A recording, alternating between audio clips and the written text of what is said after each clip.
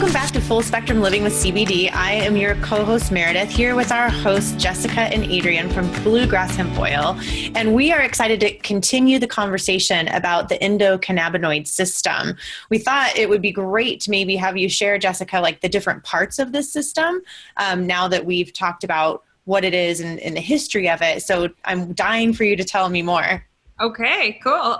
So basically it can be broken down into three categories for this system. So first you've got the endogenous cannabinoids, like we've mentioned in the last episode. Primarily there's two, but it's thought that there's certainly more. So 2-AG, which is never mind. I'm not even going to attempt to say it. I practice, but it's a really long word. 2-AG and anandamide are produced within the body. And again, those are the two best known, but speculate there's certainly more. And I actually saw a article in preparation for this mentioning a few more that I had not previously heard of. So I don't want to speak to those, but this certainly seems like there's more than that.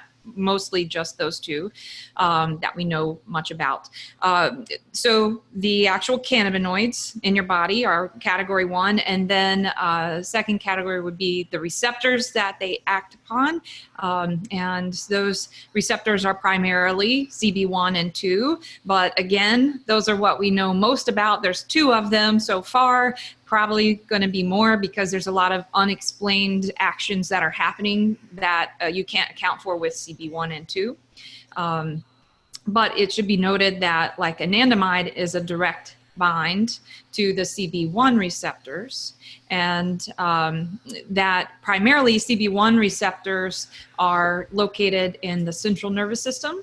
But they're also in glands and reproductive tissues and they're connective tissue. There's a lot of places where you can find them, but their highest concentration would be in the nervous system, specifically the brain. And then CB2 receptors are thought to be primarily located in the immune cells.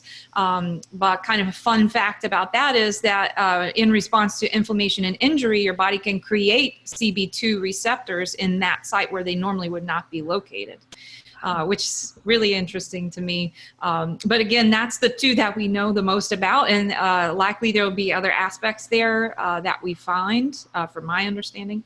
But we've just discovered those two primarily. And then you've got enzymes, metabolic enzymes that break down the chemical cannabinoids in the body and dispose of them. So it prevents you from having them accumulate and build up to levels that would be not ideal for function in the body.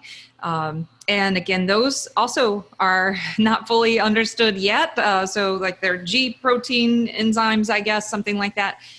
Not my strong point, but it's also something that we're learning more about as an industry through research. So those are the three main pieces. I mentioned that anandamide interacts mostly with the CB1 receptors because I wanted to bring up that THC is a phytomimic of anandamide.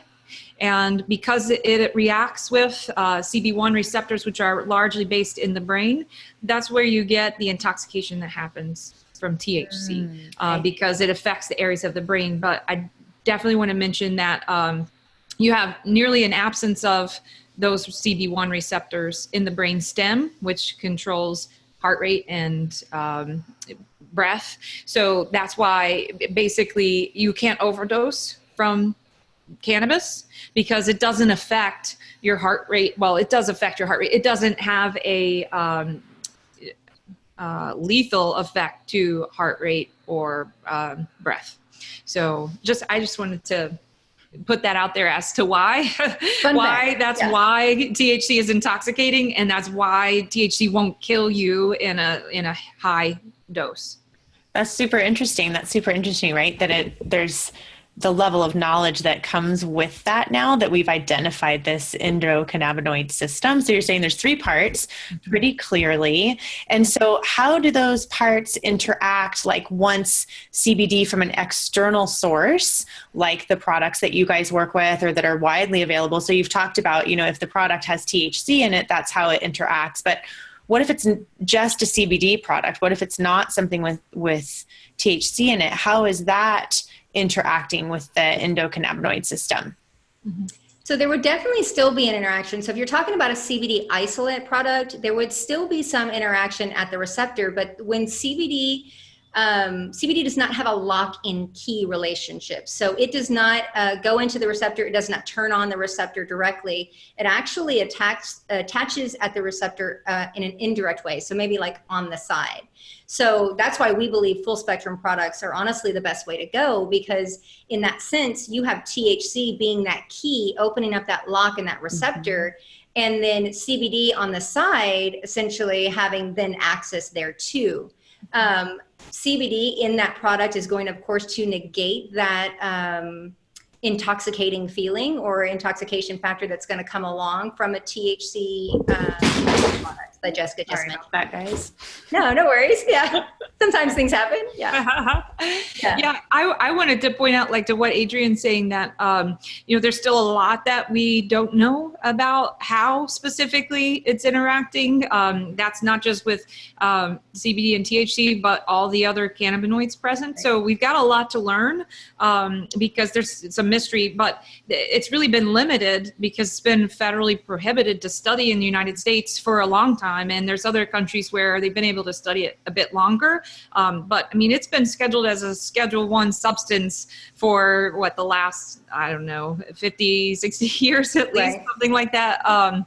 Which means it's not been something we could research until really recently. And the 2018 Farm Bill, I think, did open that up from my understanding, especially for CBD, but a lot of research is happening now. We're answering a lot of these questions, but even if you asked a cannabinoid research scientist, like, what does CBD do? I think they would have a better explanation than us, but it would still be like, but we still don't know X, Y, and Z, and we're definitely still learning. So yeah. Jessica mentioned the research, and it's crazy. So when you look, if you go to pubmed.gov, right? Mm-hmm. So U.S. Library of Medicine, that's where we like to send all of our consumers when they're saying, hey, what about CBD and X? Or what about CBD and Y? That's your best place to go. And honestly, if you look, and within the last 20 years, you can actually filter and search this Library of Medicine for studies based on cannabinoid research. And there was, the last time I checked, it was well over 24,000 studies, which over the last 20 years equates to about 3.5 studies per day. So in my mind, that's a lot of studies. Right. But imagine that now that it's been removed from Schedule I, it's been opened up, I guarantee you, if we check in a couple more months, we're going to see that increase, tenfold. I checked last night in preparation. Last night and said it was getting closer to 26,000. Nice. Yeah. I love it. It's better for the consumer. It's better for the industry. We definitely need to learn. Again, Jessica mentioned in the previous episode, over 100 and almost close to 120 known cannabinoids, right? In their varying amounts in the cannabis plant. But we've been so focused on THC, specifically historically on the negative aspects of THC, right? So previously in the 80s, all the THC studies were focused on the negative side effects from it. Right. And it was put on by the National Institute of Drug something, I don't know, but NIDA. So they were the ones that were doing it. They were specifically looking for the negative aspects of it and came across the fact of, hey, there's definitely positive aspects here to cannabis and cannabis therapies. Right. And I think all too often in the studying of that, because places were looking for the negative aspects, if they started to find that those negative aspects were not that significant and that there were positive aspects, the study would then be defunded and just ended. Yeah. But in the big challenge system, right. So interesting though to think about that, right? So you're saying that there's 120 some odd cannabinoids in hemp or marijuana or however we want to phrase that. And only one of those is THC, which is the one that's going to give us this, receptor in our brain that's ultimately going to give us this feeling of being quote unquote high, right? And so the difference there, I think, is so important to outline of, all of these other cannabinoid products that are out there in the marketplace have isolated the THC away from, is that right? And so that's how you're getting this product that isn't giving you the highs, that it's just a separation of those different cannabinoids? Well, so our products do have THC in them. And there's definitely a lot of products out there that are isolated that have removed the THC from them. And whether it's just CBD isolate or what's considered broad spectrum, which is the other cannabinoids minus the THC. But in our world, our products are non-intoxicating. You know, as long as you have more CBD in a significant amount than what you have in THC, you're never going to get that intoxicating feeling, but you will still get the benefits of THC. THC definitely has been studied to have therapeutic properties. It's definitely beneficial. Again, like I said, it's that key that's going to unlock that receptor, and that's going to lead to actual overall benefit to the consumer when consuming a full spectrum product. Mm-hmm. So again, to each their own, and sometimes consumers need a THC-free product, but we believe that the plant was put there for a reason with THC in it, and in its natural form is always going to be the best way to consume a product. Got it. And the reason that Adrian mentioned that consumers would need to have THC out of their product is legal. It's just legal. It's not like they were having adverse reactions from the trace amounts or anything. It's just like they could lose their job because of outdated drug workplace testing policies. So that would be the reason. Now, I mean, we feel that most people, you know, they need that there for better benefit, and in some cases, maybe just a bit more THC than we can offer, maybe for some people to respond better. Mm-hmm. But I did also want to say that THC is not just so cut and dry. It's not just THC. There's a lot of different types of THC present, but Delta-9 THC is generally thought to be like it's known to be the one that causes intoxication, but there's different metabolites of that, and it gets really complex. So just want to put that out there. It's not just like one element called THC and that gets you high. There's a lot of different forms of that THCV, and it's like Delta 11ZOOH something or whatever. That's supposed to be way more potent. And then there's synthetic forms that have been lab made that are higher in potency or have different effects, but it's pretty complex just even in that one cannabinoid. For sure. So then when it comes to the endocannabinoid system, right, which we've talked about, and we've talked about there's these three components of it, and there can be deficiencies in each individual's endocannabinoid system. So let's talk a little bit about that and those deficiencies and how utilization of CBD products matches up with those deficiencies. Like how do the products and the endocannabinoid system all come together? Kind of work together. Yeah, absolutely. So to your point, a healthy endocannabinoid system is going to include, again, the receptors in their right amount for that individual, the endocannabinoids in their right amount for that individual, and of course, the right amount of enzymes. You can be deficient in one, none, or all three, to be perfectly honest. So you can have the correct number of receptors just sitting there waiting for endocannabinoids, but your body's not producing enough for whatever reason is going on there, whether it's genetic or whether it's an external stimuli, your body's not producing them. By taking a phytocannabinoid supplement, like a full spectrum CBD product, your body will then, if the receptors are willing and waiting and ready for the cannabinoids, then it's just going to accept it. And your body, most people in this situation, we're going to see results a lot quicker regarding the symptoms that they're looking to seek relief from. If you are deficient in receptors, then your body's going to actually need to take a phytocannabinoid supplement because your body will then start building receptors. And so it may take a little bit longer for someone to see results because their body will need that time to actually build the receptors to accept the cannabinoids that you're trying to give them.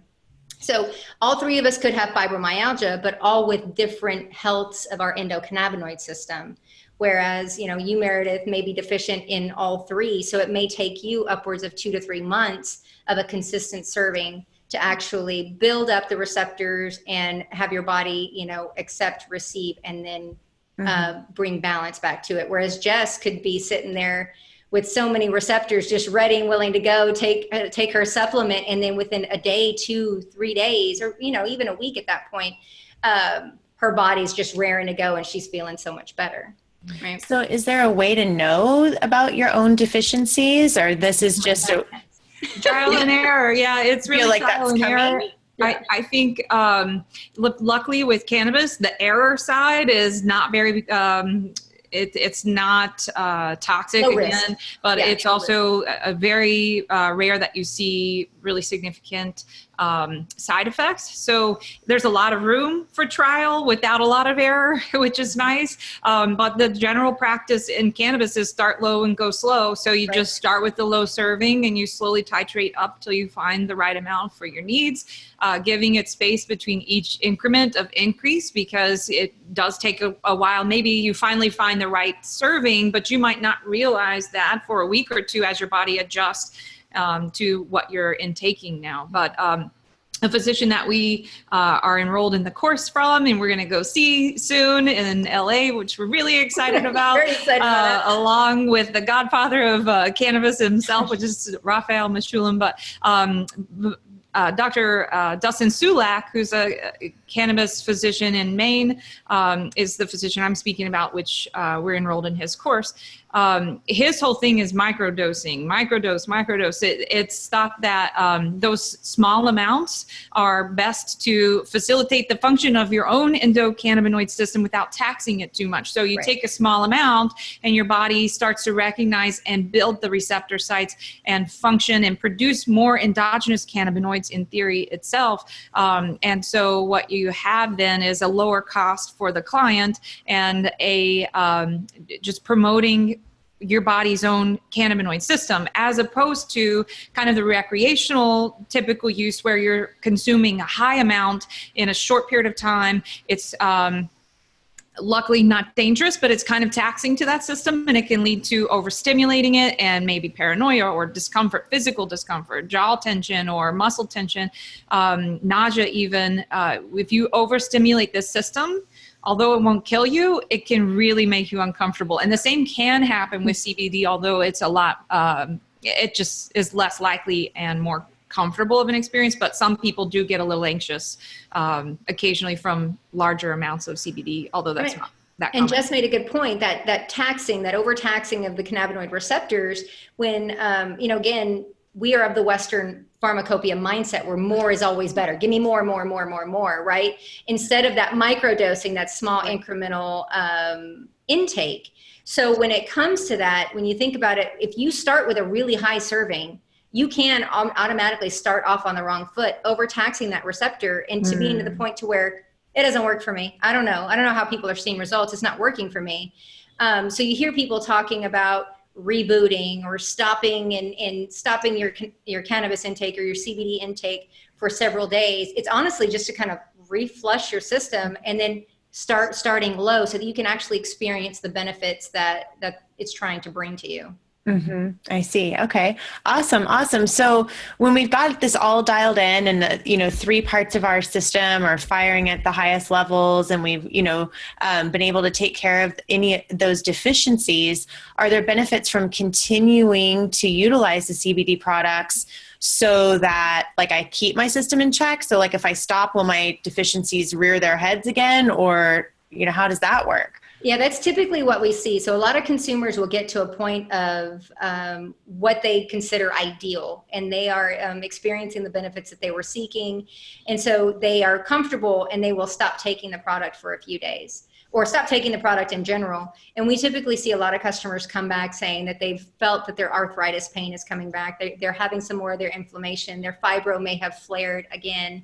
Now, when it comes to that, if you found that you started at a low serving size and you have slowly increased over time, you could quite possibly back down off of that serving size and continue on a lower serving because you have primed your endocannabinoid system. It is working efficiently, and try doing it that way. But cutting cold turkey typically resorts in going back to where you started. And Jessica, I don't know if you have anything to add to that.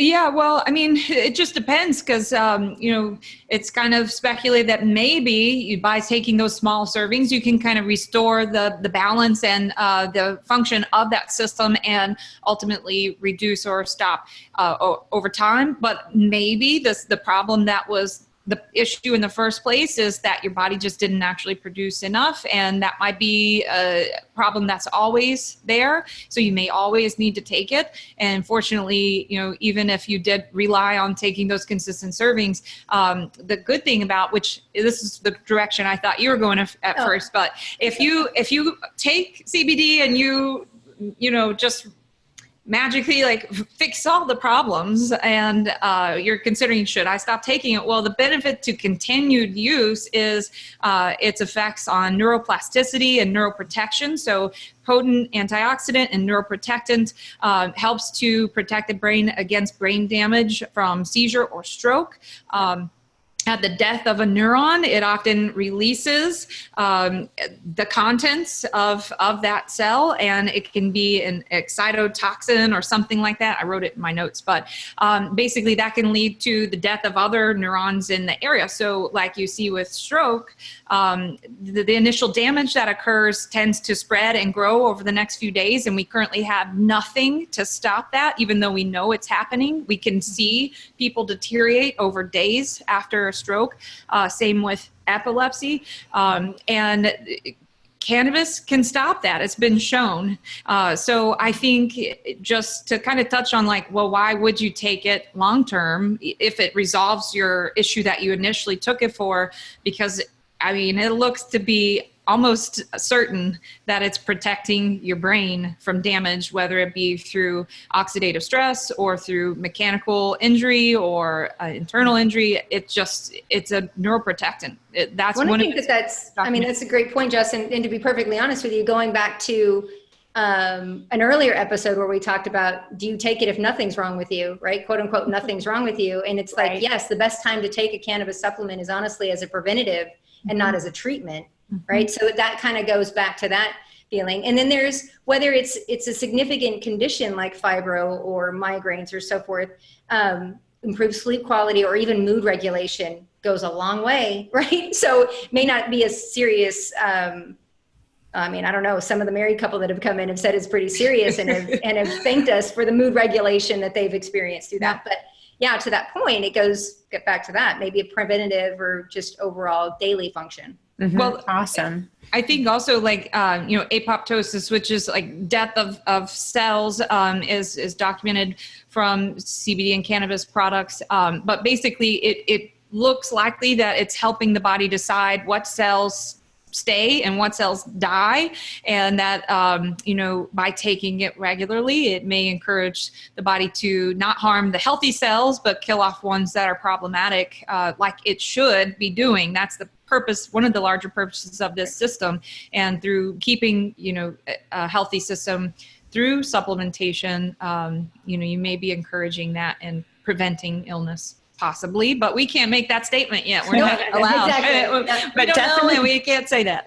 Definitely more to come with the increase in the number of these studies, with all the information that's coming forward. And I think this has been a great way to just cover off on really the basics of the endocannabinoid system. And I think that's just a great place for us to start for everyone that's listening, because now we have the basis of the information, right? Now we have really those basics down. So if people wanted to know that next level of information, or they wanted a review of what we've talked about today, where would be a great place for them to find that? Yeah, absolutely. Visit our website, bluegrasshempoil.com. We'll definitely have a blog with regards to this. Again, trying to share the places that we go to look for information, where we're trying to continue to study and learn. Dr. Dustin Sulak, which Jessica mentioned, will definitely link his information there as well. Check our Facebook page. We always like to share studies and articles that we're finding from pubmed.gov as well. Awesome. Great. Well, for this episode of Full Spectrum Living with CBD, I'm your co-host Meredith, here with your hosts Jessica and Adrian. And that's all for today. We'll see you the next time. See ya.